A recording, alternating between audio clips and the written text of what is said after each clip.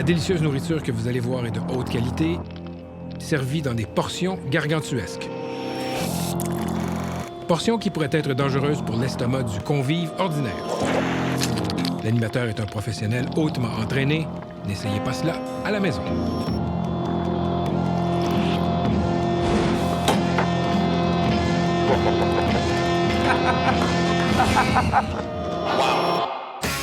I took a walk through this beautiful world. Felt the cool rain on my shoulder. Found something good in this beautiful world. I felt the rain getting colder. Sha-la-la-la-la, sha-la-la-la-la-la, sha-la-la-la-la,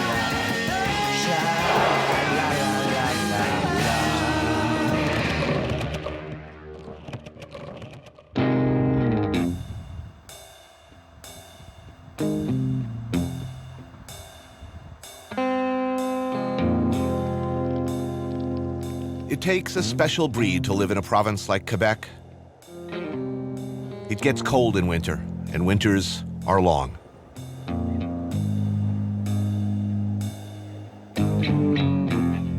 It takes a special kind of person for whom frozen rivers, icy, wind-whipped streets, deep, seemingly endless forests are the norm.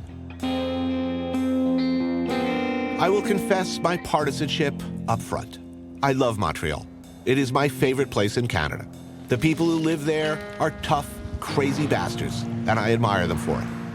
Toronto, Vancouver, I love you, but not like Montreal. Why? I shall explain. All will be revealed. In the meantime, check this guy out. What's the post office's motto? Neither rain nor sleet nor driving snow nor plague of locusts prevent the mail carrier from delivering my junk mail.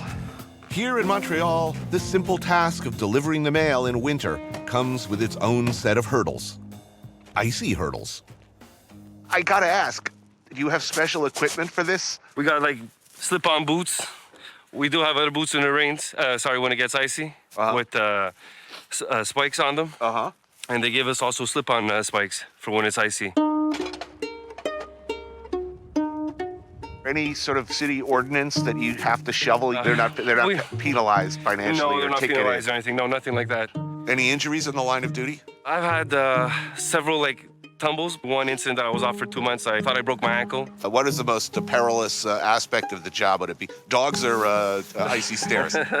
In this area, there's a lot of dogs, but I would say the icy stairs.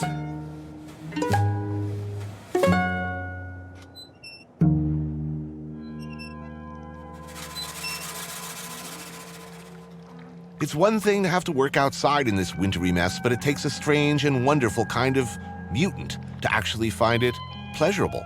Like, well, these two gentlemen. Do you like the cold? I mean, by you, I mean the Quebecois. It cleans the streets of Ebola. The cold. Yeah, the frigid cold keeps the riffraff out of the city for sure. Fred Morin and David McMillan. Restaurateurs, chefs at the legendary Joe Beef, bon vivants, raconteurs, historians of their beloved Great White North. Princes of hospitality. And what do men like this do for fun when the rivers turn to ice 3 feet thick, when testicles shrink, and most of us scurry for warmth and shelter? If they were like so many other Canadians, they would go ice fishing on the St. Lawrence River. The cabin fever induces in the Quebecois family, because we are confined perhaps to spend so much time indoors. A lot of the families love to do, activities together like this. Go to the cottage, go ice fishing, it's like gets you out of the house, and it's very much a family thing. Like many of their ilk, they'd seek one of the temporary small towns of sled-borne cabins, drill a hole in the ice, and wait. But these are not normal men. So is Quebec better than the rest of Canada? Obviously. It's not that, yeah. I mean, sure. Come on, you didn't have to think about that long. No. Now, wait a minute. Now, are strippers paid hourly here? Is that right? It's not a tip system? It's considered an art, a performance art. It's considered a performance art. So how does that work? You don't tip your stripper? You pay per song. You pay per song. You pay per song. Yeah. And then you can get a dance in the back, which is a private dance, and that's $10 a song, $5 a song in public. That's why I go to prog rock strip bars, because the songs are super long. And I'm a bit cheap, you know? I go for the King Crimson lap dance. After a suspiciously stunned-looking fish emerges from the deep, previously roof-and-alled by an eager producer, no doubt, it is ignored. Because Fred and Dave do things differently. No crudely fried fish and breadcrumbs for these large living 19th century men. Oh, whoa, holy shit, look at that. Instead, a hearty lunch of French classics, accompanied by many fine wines and liqueurs, as befitting gentlemen of discerning tastes who've exhausted themselves in the wild. So this is how you live? Well, more often than not, yes. We always have to travel well and eat properly. We're drinking a natural white wine, Prieuré Rock. White Burgundy. These are Glacier Bay oysters, as well as there's a couple of Beausoleils thrown in there. They're delicious. In my prized possession, those little Fred's Alsace. wonderful Alsace glasses. Yeah. But the funnest part about the restaurant business, isn't it, the cutlery? Just a spoon is absolutely gorgeous. You know, Fred has a wonderful collection of tableware.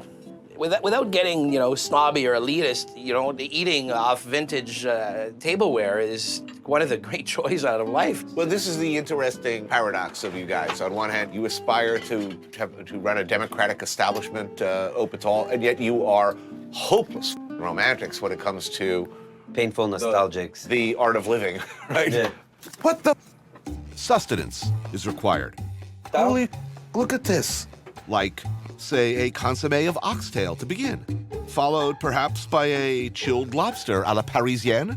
The art of dining is kind of disappearing, much to our chagrin. I work super hard at being an excellent dining companion. When seeking excellence in a dining companion, what qualities does one look for? I turn my phone off. I never put my elbows on the table. I don't. Of course. Come prepared with stories. Don't drink too much. Don't become sloppy. Come prepared with anecdotes? Absolutely. No elbows on the table? No, it's not proper. I'm a total failure as a dining companion. What is that? What's that, you ask? An iconic Escoffier-era classic of gastronomy? Oh, look at that sauce. Holy crap. The devilishly difficult lièvre à la royale, a boneless wild hare in a sauce of its own blood, a generous heaping of fresh black truffle, garnished with thick slabs of foie gras, seared directly on the top of the cabin's wood stove. Oh, damn. Look at that. We're in a wooden shack, over 3 feet of ice, and 100 feet of water. You are hopeless, hopeless romantics, gentlemen. Oh, Jesus, look at that. Oh. The seared foie is perched atop an ethereal suspension of Joel Robuchon-inspired potato puree. Of course. This is Cornas from Reynard Vineyard by Thierry Allemand. Nice. Oh, it's wonderful. Yes, it is. Really, is there a billionaire or a despot anywhere on earth who at this precise moment is eating better than us? No. No. Look at that. Époisse, Saint-Marcelin. Cheese. There must be cheese. In this case, a voluptuously reeking époisse, who some less hardy outdoorsmen might call overripe, but not us. Oh, this is awesome. What do we got here? A few Cubans. Oh, wait a minute. You guys have a much more relaxed attitude towards the importation of Cuban cigars. Chartreuse, of course, and a dessert as rare as it gets, a dinosaur-era monster long believed extinct. This is Gâteau Marjolaine. Who does this? No one. No, it's one of those, like, painful, nostalgic things. Right. Layers of almond and hazelnut meringue, chocolate buttercream. Oh my God, look at that. Damn, that's good. For these guys, this is normal. This is lunch. Sundays, it's like Playhouse in my house. It's French Playhouse. Yeah? What do you do? They get dressed at their house. No way. Tell me all about this. He dresses kids too. He's a dandy. A Sunday dandy. Last time I did deux tartes, les pralines roses, and the Linzer torte. I made a crème caramel. I made salade d'orange au rhum. Right. Vieux rhum. I made les pruneaux au vin rouge. Right. Prunes and red wine. Yeah. With the crème fraîche. And then a huge cheese cart that was about like 15 kinds of cheese. Right. And how many people are in your family at this meal? Him and his wife and 2 young boys. And how old are the kids? 2 and 4. So you, your wife, and a 2-year-old and a 4-year-old. They don't make it to the end. Usually I have to like prematurely open the vessel. You don't like Pernod? You know, when I'm thinking this, and I'm thinking that well, that's really f***ed up, but I'm also thinking, you know, I got to do that. I'm going to do that. Yeah. And actually, my daughter would totally be into it.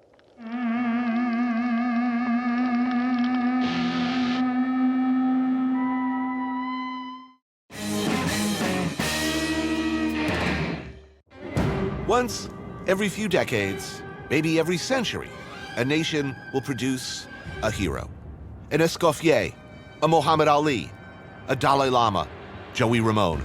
Someone who changes everything about their chosen field, who changes the whole landscape.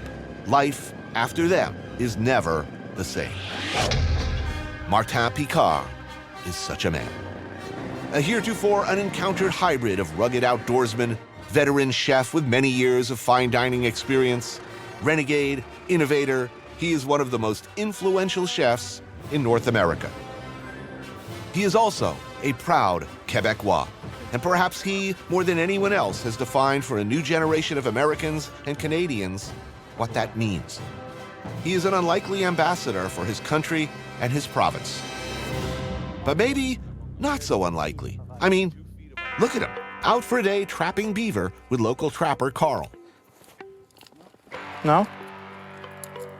So the bait is wood? Yeah, they just heat the bark. They eat the bark. Yeah. No, I understand. In pioneer days, beaver was the financial engine of Canada. Yeah. Empires were built on it. Every hat practically in the world was made of a beaver pelt. That's why today it's the icon of Canada. To a lesser extent, the tradition continues today. Carl continues to trap, usually called on by provincial officials to trap beaver and clear away dams and control what could become a destructively overpopulated situation. Yeah. Ah oui. Hello, my little friend. This is a young one, and those are the one we want to heat. What would you compare the meat to? Is there anything like it? That's the thing, you know, there's nothing like it. You know, when you eat beaver, you understand that it's beaver. Martin, along with an encyclopedic knowledge of fine wines and an inexplicable attachment to the music of Celine Dion, is a big believer in honoring history and tradition. If you still trap beavers, you should, if at all possible, cook them and eat them, not just strip them of their pelts. And as incredible as it might seem, you can cook beaver really, really well. Beaver tail, on the other hand, is not actually beaver at all, rather a quick spoon bread type of thing that in our case goes somewhat awry during an inadvertent inferno.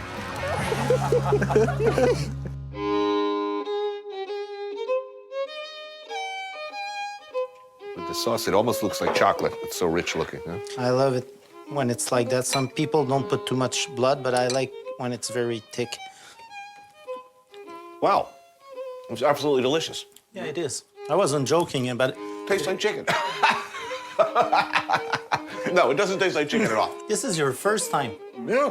Oh, wow, that's something.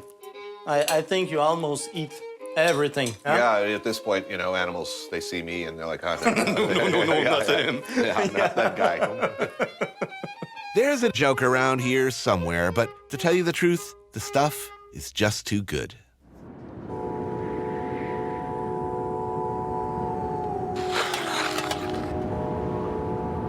It's like 10 below zero in this freaking town. And that generally does not spell good time for me. A good time for me is more like a palm tree, a beach, a swimming pool, where the only cold thing is my beer. But no, these hardy culinarians of the North like to frolic in the snow and ice. More accurately, they like to obey their genetic Quebecois imperative to risk dental and maxillofacial injury by skating around, slapping at a hard disc, trying to drive it in each other's general direction. I believe they call this sport hockey.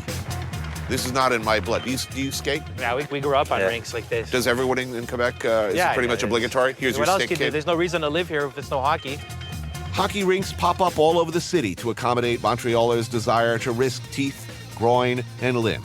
And right behind Fred and Dave's restaurant, Joe Beef, a pickup game of chefs, cooks, and hospitality professionals is underway.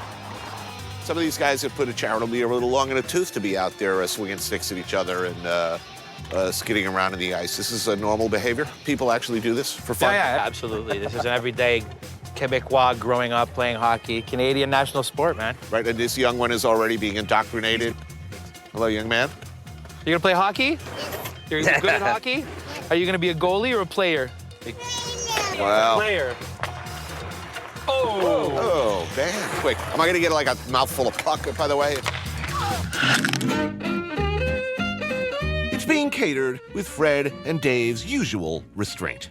Ta-ta-ta-ta, come eat. Hot cocoa in styrofoam cups? No. Try a Titanic choucroute garnie à la Alsacienne, containing Flintstone-sized hunks of pork belly, poitrine, bacon, homemade boudin blanc, kielbasa, smoked chops, plus like veal and pork links. Oh, yeah. This is a truly heroic choucroute. Oh, look at the beautiful work of linking these. It's awesome. This dish is the single best argument for sharing a border with Germany. And of course, the finest wines known to humanity. We got German wine, we got Sylvaner and pirate bottles. Sweet. What am I drinking here? Canadian Riesling. This is Norman Hardy Riesling from Prince Edward County, 5 hours from here. Amazing wine. There's an allegory here somewhere. I'm reaching for it. Something about Fred and Dave's reckless abandon coupled with precision and technique. A hockey metaphor, perhaps. Ah, the hell with it. Ooh, look, sausages.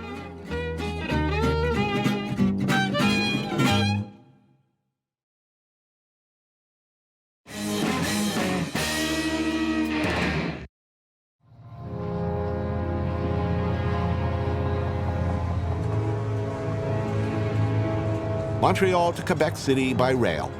160 miles of wintry vistas whip past the windows, evocative for some of another time. Here you go, Canadian caviar. Sturgeon, Acadian caviar. I'm not sure about Dave McMillan, but in Fred Morin's perfect world, we would all travel by rail.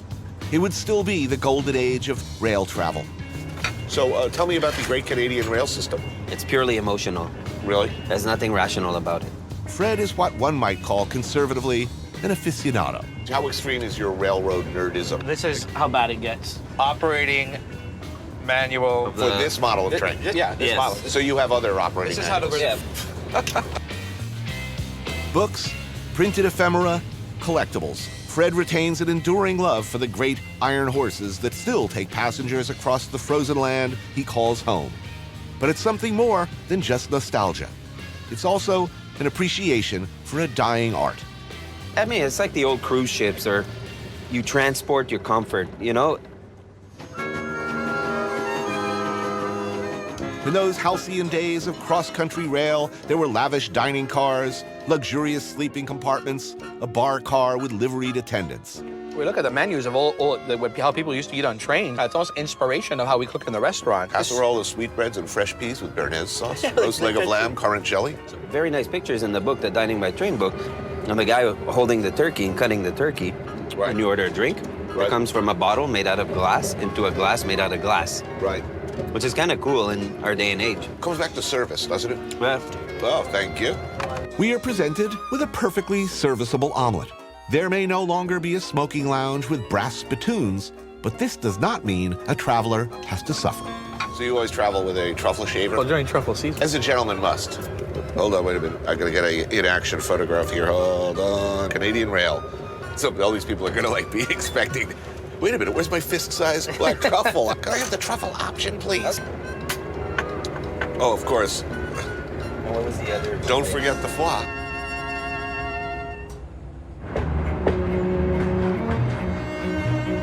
Quebec City, one of the oldest European settlements in North America. Samuel de Champlain, known as the father of New France, sailed up the St. Lawrence and founded the site in 1608. When the fighting started with you-know-who, Quebec City was the French stronghold, until the bitter end, when the French fell at the Plains of Abraham.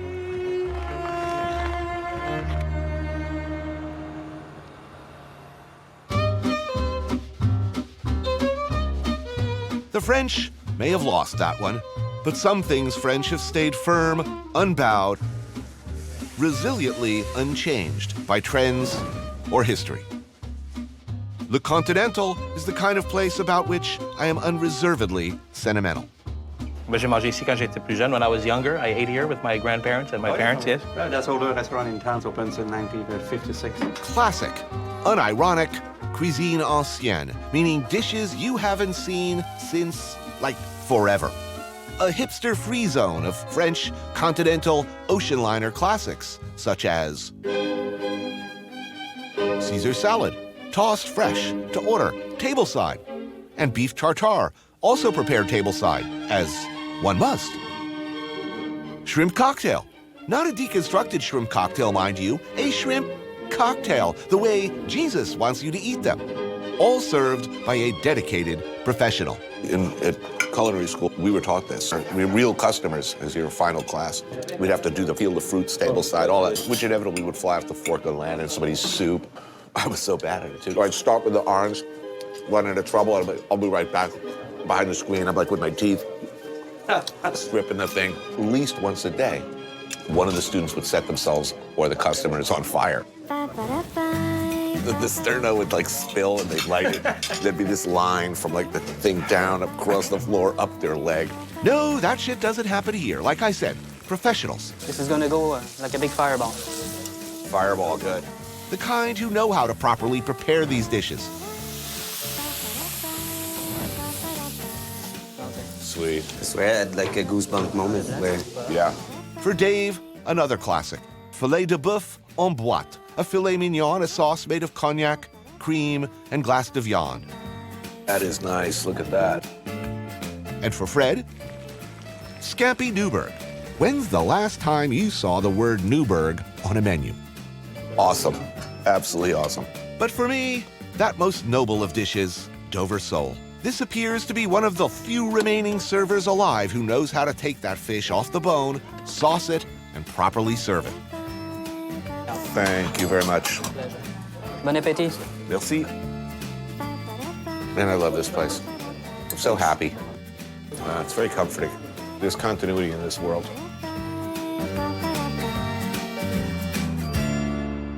Across town,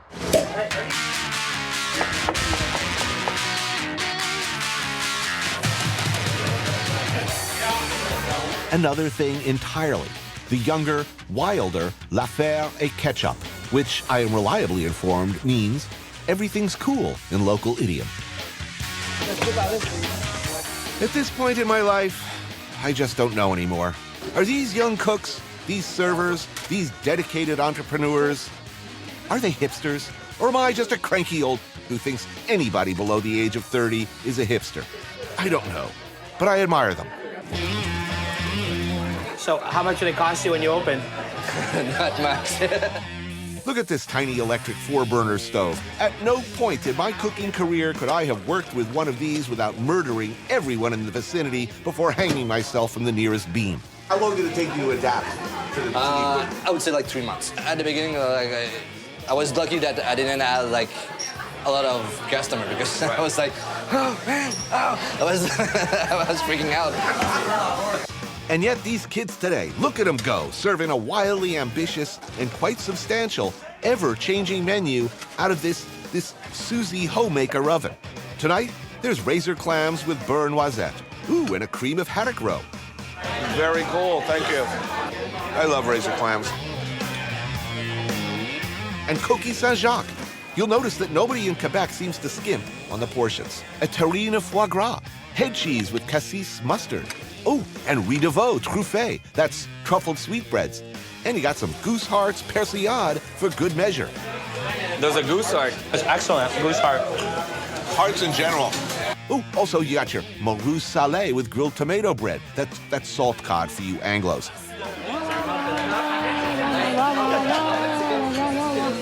I'm all swollen up like the Michelin tire dude and ready to burst in a livery omnidirectional mist. Hotel motel time for me.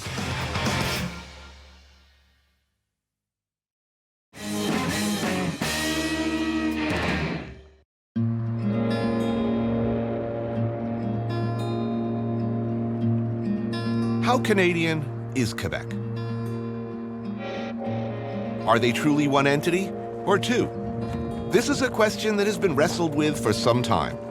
Quebec is certainly part of Canada, but in many ways, both culturally, spiritually, and linguistically, it's very much another thing entirely. There's a lot of history, much of it contentious. Go back far enough, and you get a clearer picture of why. The French arrived on the shores of Quebec City in the early 16th century, but succumbed to the military might of Great Britain in the mid-18th. Thus began a gradual but steady persecution of all things French. The Quebecois have struggled mightily to hang on to their French heritage and language. The issue of seceding entirely, a notion that persists to some extent even today. Journalist Patrick Lagasse meets me for lunch at Bistro M sur Masson to help me understand a little bit of what many Quebecois feel is at stake. So I was going to talk about the whole history of French Quebecois identity, the separatist movement, all this, but I have to get right to the pressing matter of the day, Pastagate. Pastagate. What do you want to know about Pastagate? For those not up on current Quebec politics, Pastagate refers to an incident where local authorities notified an Italian restaurant that they were in violation of French laws because they used the word pasta, which is Italian. This is... Okay, stop apologizing, okay? Don't get me wrong, my last name is Bourdain. I lean French. Hard. I am enormously sympathetic to the language laws. You don't think it's preposterous? I do not think it's preposterous. But here we have a situation. It is stupid. I agree with you completely that this province 40 years ago was in some respect an English city. So we needed to have language laws for signage and stuff. Now, signage, for instance, must by law be principally in French. French first in all things. But every bureaucracy produces byproducts of stupidity, and that was it. And you know what? It will not stand. The Anglo-Canadians treated French-speaking Quebecois like second-class crap for much of history, so I get it. I'd be pissed too. I'd want my own thing, and when I got it, I'd want to make sure there's no backsliding to the bad old days. When the Parti Québécois, the first sovereignist party to be elected, was elected in 1976, it didn't come out of a vacuum. It came out from a couple of decades of awakening and struggle. 50 years from now, will people still speaking French? Predominantly French in Montreal? Yes. No doubt about it. No doubt about it. French first is something most would agree with. How far and how rigorously you want to go with that? Well... Do you think there was ever any possibility or real majority or a plurality of Quebecois who would have voted in separate nation status? Wow. You know, in English, you guys say timing is everything. Right. And timing was never better than in the period 1990, 1991, 92, because in 95, this country came inches from being broken up. Yeah. Do you think it'll ever happen in the history of the world? I don't know, but I know one thing. Anybody who says separatism is dead in this country and this province is a fool. No matter how you feel about Quebec as either separate from or as essential part of Greater Canada, any reasonable person loves this place. Correct me if I'm wrong, Walensky's is famous for the sandwich, the Walensky special. special, right. And in what tradition does this fall? It basically, Eastern Europe, it was a survival thing. It was because they were poor, and that's what they could make. Walensky's, an old-school corner institution around since 1932, serving up pressed beef bologna and salami sandwiches, or specials as they call them, along with egg creams and milkshakes. So, the special, and an appropriate beverage, egg cream? Very happy. Here's how it goes. There are rules. The special is always served with mustard. It is never cut in two. Don't ask why, just because. That's the way it's always been done. A little respect for tradition, please. I'm happy now. You know, some things are beloved institutions for a reason. This is delicious. Thank you.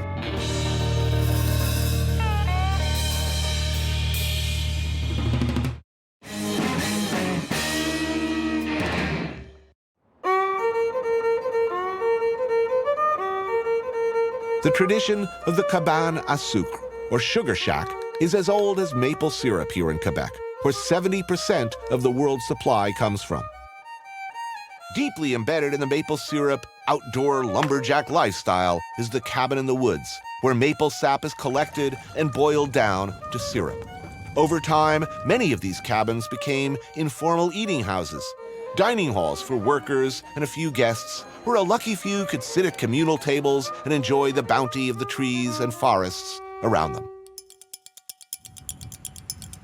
Martin Picard has taken this tradition to what is somehow both its logical conclusion and insane extreme, creating his own cabane à sucre, open only during maple season and serving food stemming directly from those humble yet hearty roots. It makes perfect sense in one way. I mean, 130 acres produce about 32,000 gallons of maple sap, which run through these tubes to here, where they're cooked down to about 800 gallons of syrup, which is more or less what they use per season here. Nothing leaves the property. And it makes sense while you're here to raise hogs and cattle on the property, and maybe keep a cabin or two around for any friends who get too loaded to sleep it off. But this? Is there really any reason for this?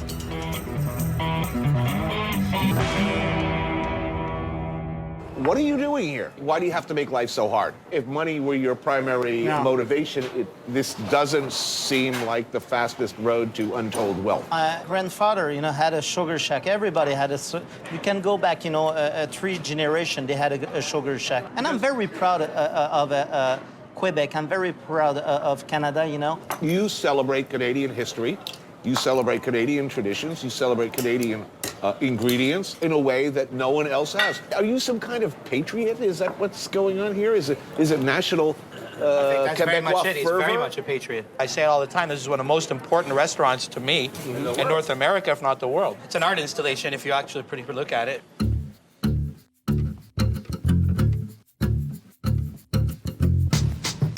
The meal begins with a tower of maple desserts. Good Lord. Sponge maple toffee, maple donuts, beaver tails, maple cotton candy. But wait, there's more. Almond croissant, whippet biscuits, some nougat. Ah, there we go. I think that's a first for me. I've never seen that done. No? Well, not with a hammer. Whoa. Let the madness begin. Next, a whole lobe of foie gras with baked beans on a pancake cooked in duck fat, of course, cottage cheese, and eggs cooked in maple syrup. Wow, that's awesome. There's a healthy salad, sautéed duck hearts, gizzards, and pig's ear, topped with a heaping pile of fried pork rinds. Good Lord. Oh, and a calf brain and maple bacon omelet. And these. How is this made? With love. With love. Panko-encrusted duck drumsticks with shrimp and salmon mousse and maple barbecue sauce. Good Lord. Wow. So this is a classic Québécois dish. It's called la tourtière, a meat pie. Tourtière du Chac, a whole Laracam cheese, foie gras, calf brain, sweetbreads, bacon, and arugula. But with Martin, that's not sufficient. Usually there's no truffle, but I just... Yes, black truffles. More truffle. Yeah, it's gonna be too much truffle.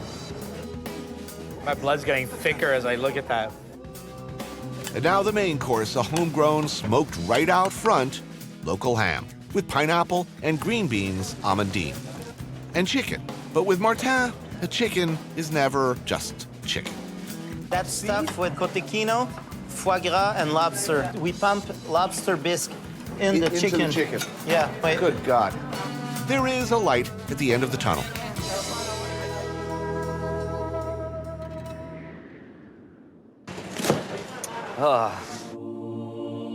Someone should be singing the national anthem now. I mean, really. and practically prehistoric old-school Canadian classic. Maple syrup is heated, then poured on snow, becoming a kind of taffy. But the preferred delivery mechanism does present some issues. No. Take a big one, and you have to suck it. Don't swallow it, you know? Look, you have to go like that. Slowly, slowly, you know? Just that. Slowly, slowly. That's how it's good. That's it. Can I do that in a manly way? Yeah. You just don't look down at it. You sort of look away in a distracted way. It's like, I'm really talking to you. The best way is to look up.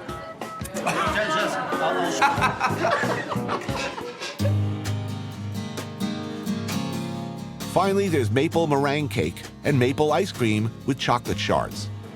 Any suggestion how to attack this? We did it once. I want the chef suggesting for the ice cream cone. Chef suggests that you eat the ice cream like that. That's the thing. I think there's too much focusing on the food. Yeah. You know, like wow, this is very intellectual, and wow, and then blah blah. I've done too much all those shit. You know, I don't want to do that. I don't want to play game anymore. No? Because food is feces in waiting.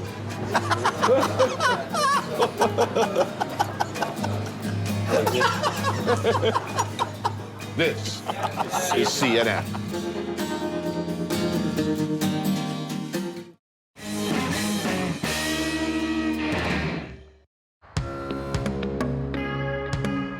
If there's one thing you always need on a cold, snowy night, it's yet another hearty meal. I meet back up with Fred and Dave at Liverpool House, the sister restaurant to Joe Beef. I think we always compensate a little bit with overabundance of food because of our insecurity of not being like good cooks. No, you know what? It's a combination of low self-esteem and generosity that explains the amount of food, perhaps. First course. Jambon blanc. Sausamon. Gravlax of char. Solomon Gundy. Meats and eggs. Look at that. Truite fumée Bellevue. Unbelievable. Look at the aspic work. This is smoked eel and potatoes inside. A brioche d'anguille fumée. Salmon pastrami. And wait a minute, this is super classic. Œuf en gelée. And this, œuf en gelée, egg and aspic, soft-boiled or poached egg in clear gelatin set broth, classically garnished with white ham, tarragon leaves, black truffles. Oh my God. I was pretty sure that I would live the rest of my life without ever seeing this again. Ah, delicious.